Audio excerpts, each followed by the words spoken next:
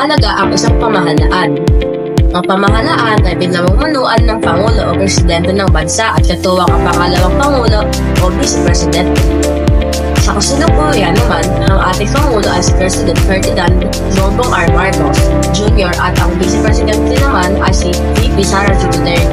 Si Presidente Ferdinand Bongbong Marcos Jr. ay isang Pilipinong politiko na kasalukuyang nakaupo bilang ang ika-17 Pangulo ng Pilipinas.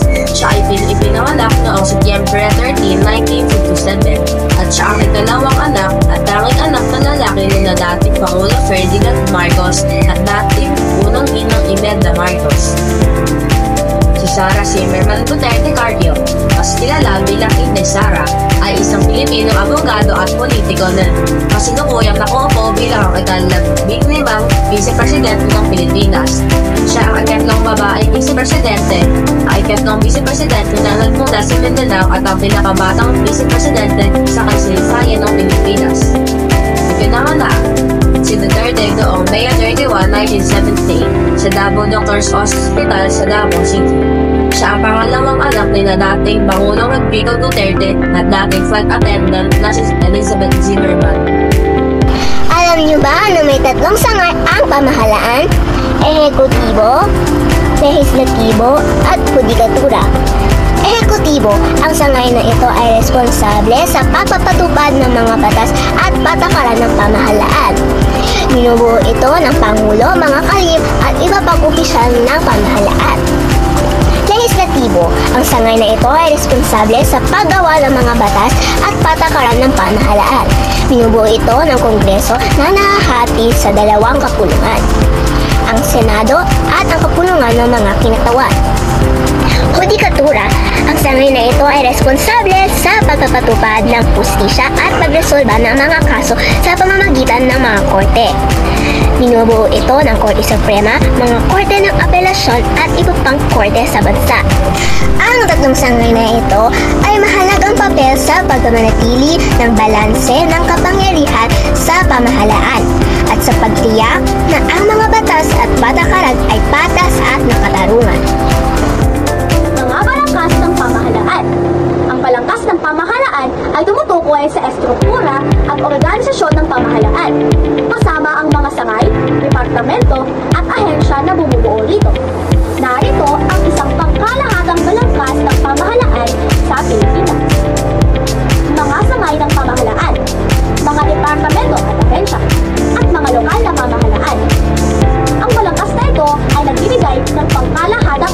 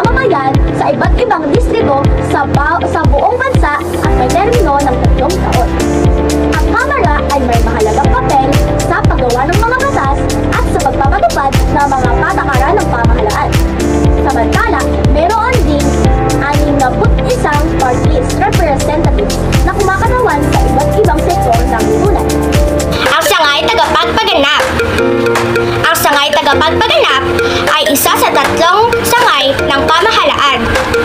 Ito ay binubuo ng Pangulo, Pangalawang Pangulo at ang mga gabinete ng Pilipinas. Pinamumunuan ng Pangulo ang sangay na ito bilang puno ng pamahalaan. Ang sangay na tagapagpaganap ang tumitiyak na ang mga batas na ginagawa ng Kongreso ay naipapatupad upang mapangalagaan ang kapakanan ng mga mamamayan.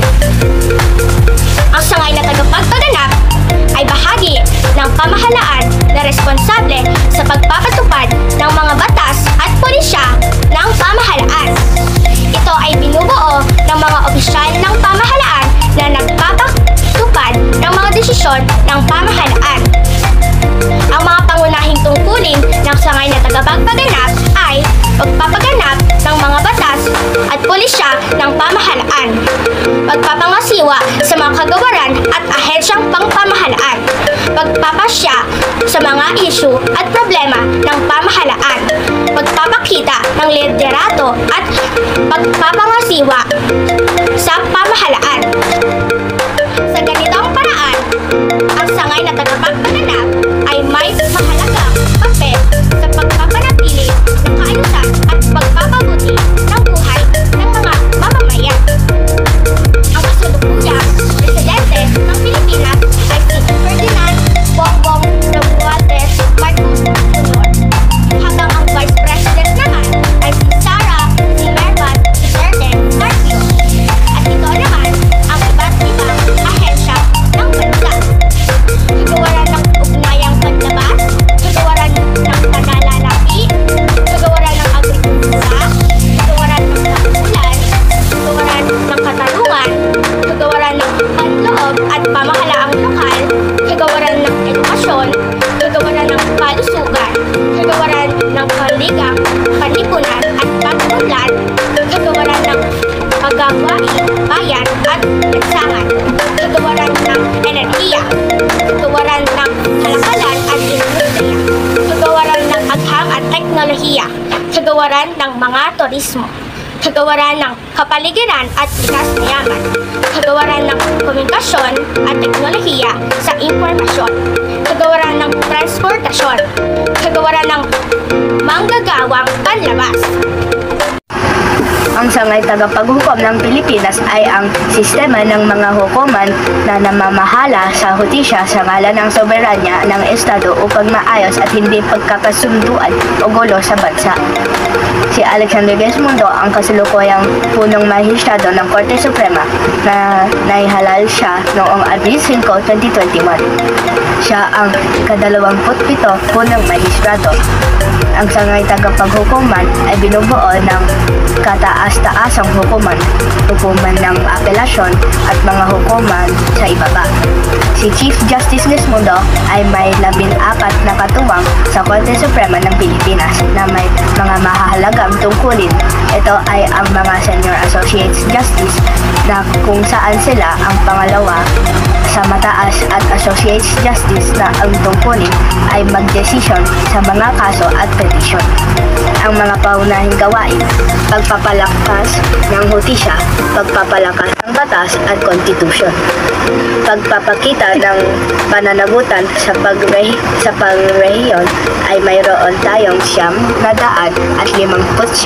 na mahistrado at mayroon ding pang munisipalidad na tagalitis at may pambarangay at ito ay ang chairman. DepEd, Department of Education, ang departamentong responsable sa pamamahala at pagpapanatili ng mataas na kalidad ng edukasyon sa Pilipinas. Ang kasalukuyang kalihim ay si Honorable Edgardo Sani Angara. DOH, Department of Health. Ang ahensyang ito ang nauna sa pangalaga sa kapakanang pangkalusugan ng mga mamamayan ng bansang Pilipinas. Ang kasalukuyang kalihim ay si Honorable Teodoro Ted Herbosa. DILG, Department of Interior and Local Government. Ito ang pangunahing tagapagpaganap at responsable sa pagpapaigting ng kapayapaan at kaayusan. Nagpapanatili ng seguridad ng mamayan at tagapagbalawig ng kapabilidad ng mga lokal na unit. Ito rin ay responsable sa pambansang pulisya ng Pilipinas. Ang kasalukuyang kalihim ay si Honorable John V. Trimulya. Department of National Defense. Si Gilbert Kimbo Teodoro ang kasalukuyang kalihim ng Kagawaran ng Tanggulan o DND ng Pilipinas. Siya ang namuno sa Kagawaran simula noong Hunyo 30, 2022. Bilang kalihim ng Tanggulan, si Teodoro ang may pananagutan sa pagpapatupad ng mga patakaran at programa ng DND upang mapabuti ang kakayahan ng bansa sa pagtatang. DSWD, Department of Social Welfare and Development. Si Rex Gatchalian ang kasalukuyang kalihim ng Kagawaran ng Kagalingang Panlipunan at Pag-unlad o DSWD ng Pilipinas. DOJ, Department of Justice. Si Jesus Crispin Boying Remulla ang kasalukuyang kalihim ng Kagawaran ng Katarungan o DOJ ng Pilipinas. Siya ang namuno sa Kagawaran simula noong Hunyo 30, 2022. Bilang kalihim ng Katarungan, si Remulla ang may pananagutan sa pagpapatupad ng mga patakaran at programa ng DOJ upang mapanatili ang hustisya at kaayusan sa bansa. DENR, Department of Environment and Natural Resources. Si Maria Antonia Yulo-Loizaga ang kasalukuyang kalihim ng Kagawaran ng Likas na Yaman ng Pilipinas. Siya ang namuno sa Kagawaran simula noong Hulyo 2022. DA, Department of Agriculture. Si Francisco Frank P. Chu Laurel Jr. ay isang Pilipino negosyante at politiko. Siya ang kasalukuyang kalihim ng Kagawaran ng Agrikultura ng Pilipinas na hinirang ni Pangulong Ferdinand Bongbong Marcos Jr. noong Enero 2023. DOLE, Department of Labor and Employment. Si Bienvenido Laguesma ay kasalukuyang kalihim ng Kagawaran ng Paggawa at Empleo ng Pilipinas. Siya ang namuno sa Kagawaran simula noong Hunyo 30, 2022. Mga programa ng pamahalaan. Ang mga programa ng pamahalaan batay sa pangkalusugan at pang-edukasyon ay mahalagang bahagi ng kanilang mga tungkulin. Ano-ano ang mga programa ng pamahalaan para sa kabutihan ng mga mamamayang Pilipino? Mga programang pangkalusugan. PhilHealth Insurance. Sa tulong ng PhilHealth, maraming mamamayan na ang nakapagpapagamot na bibigyan ng libreng gamot, libreng pagpapagamot sa sakit na dengue, asma, katarata, at maging cancer. Complete Treatment Pack. Pinangunahan ng DOH, layunin nitong marating ang pinakamahihirap na mamamayan at magbigay ng kumpletong gamot lalo sa mga pangunahing sakit sa bansa. Pagbabakuna. Pagbabakuna o imunosasyon ng mga bata laban sa mga sakit gaya ng diarrhea, polio, tigdas at trangkaso. Pamamahagi ng mga bitamina gaya ng vitamin A, iron at iodine laban sa sakit sa dugo at mata. Programa sa mga ina at kababaihan. Isa pa sa mga programang pangkalusugan ng pamahalaan ang pangangalaga sa kalusugan ng mga ina. Regular na pagpapatingin sa sentrong pangkalusugan ng mga nagdadalagang tao, libreng vitamina para sa kanila at libreng bakuna laban sa sakit gaya ng neotetanus. Programa laban sa iba pang mga sakit. Ang ilang mga sakit gaya ng tuberculosis ay madali nang malunasan sa tulong ng programa ng pamahalaan laban sa sakit na ito. Maliban sa walang bayad ang pagpapatingin, may mga gamot pang ibinibigay ang mga health center para sa tuluyang pagpagaling ng mga mamamayang may karamdaman nito. Mga programa sa edukasyon. Edukasyon para sa lahat. Education for All, Basic Education Program o kilalang Kinder to Grade 12 Program. Daycare Center sa mga barangay. Out of School Youth o OSY. Alternative Learning System. Pinaiigting din ang mga programa sa edukasyon para sa mga indigenous people o mga katutubo nating mamamayan. Maliban sa literacy, layunin din mapangalagaan at mapagyaman ang kultura ng mga IT. Ang mga programa na ito ay nagpapakita ng pagpapahalaga ng pamahalaan sa pangkalusugan at pang-edukasyon ng mga mamamayan. Ano ang iyong opinyon hinggil sa kasalukuyang sistema ng pamahalaan kung kailangan pa ba itong palitan batay sa itinakda ng saligang batas ng 1987? Sa pagtingin ng kasalukuyang sistema ng pamahalaan, mahalagang tukuyin kung ito ay sumusunod sa mga prinsipyo at patakaran ng itinakda ng saligang batas ng 1987. Ayon sa saligang batas, ang Pilipinas ay isang demokrasya at republika kung saan ang soberanya ay nasa sambayanan. Ang mga prinsipyo ng demokrasya, katarungan, kalayaan, pagmamahal, pagkakapantay-pantay at kapayapaan ay dapat na ipapatupad ng pamahalaan. Gayunpaman, may mga isyu na kinakaharap ng bansa, katulad ng katiwalian, kahirapan at kakulungan sa mga serbisyong panlipunan. Kung kailangan pagbabalitan ng kasalukuyang sistema ng pamahalaan, hindi ito isang madaling tanong na may direktang sagot. Gayunpaman, mahalagang isagawa ang mga reforma at pagbabago upang masiguro na ang pamahalaan ay sumusunod sa mga prinsipyo ng demokrasya at katarungan.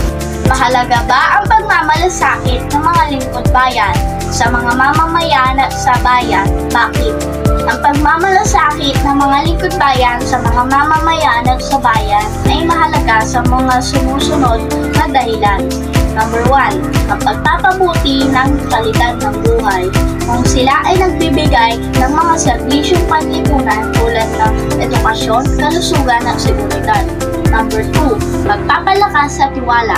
Kapag ang mga lingkod bayan ay nagpapakita ng pagmamalasakit, ang mga mamamayan ay nagiging mas tiwala sa pamahalaan. Number 3, pagpapabuti ng ekonomiya. Kung sila ay nagbibigay ng mga serbisyong panlipunan, ang mga mamamayan ay nagiging mas produktibo at nakakaranas ng mas mabuting kalidad ng buhay. Number 4, pagpapalakas sa demokrasya.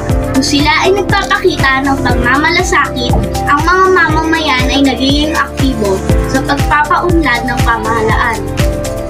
Kahalagahan ng pagmamalasakit. Ang pagmamalasakit ng mga lingkod bayan ay mahalaga dahil ito ay nagpapakita ng kanilang commitment sa paglilingkod sa bayan at sa mga mamamayan.